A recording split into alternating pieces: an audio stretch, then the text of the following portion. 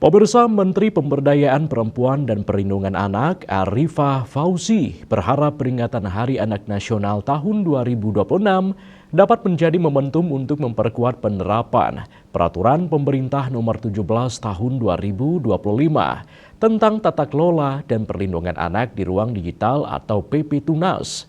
PP Tunas membatasi akses anak di bawah usia 16 tahun pada platform digital berisiko tinggi untuk melindungi anak-anak dari konten berbahaya, eksploitasi, dan adiksi digital.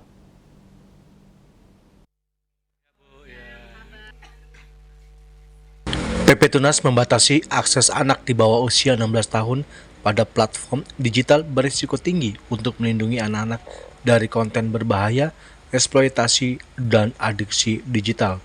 Kebijakan tersebut tidak dimaksudkan untuk melarang penggunaan gawai, melainkan untuk mengatur penggunaan gawai agar tetap tepat sasaran dan mendukung proses pembelajaran siswa. Menteri Pemberdayaan dan Perlindungan Anak Arifah Fauzi pun menekankan pentingnya edukasi dan literasi perlindungan anak di ruang digital. Upaya ini penting mengingat saat ini masih banyak orang tua yang menerapkan pengasuhan dengan menggunakan gawai atau gadget. Untuk mensemarakkan kembali, mengenalkan kembali permainan tradisional, ini sudah kami lakukan sejak peringatan Hari Anak tahun yang lalu. Kenapa kami ambil permainan tradisional? Karena anak-anak kita nggak bisa hanya dilarang, stop ya main gadget, nggak bisa. Satu alasannya nugas, bukan sih nugasnya apa sih gitu. Ternyata mengerjakan tugas sekolah. Jadi tugas sekolah itu masih pakai gadget. Saya juga sudah pernah menyampaikan ke Pak Menteri, Pak, kalau bisa tugas anak-anak sekarang tuh jangan pakai gadget lagi, Pak. Langsung aja tulis tangan gitu. Itu pernah saya sampaikan.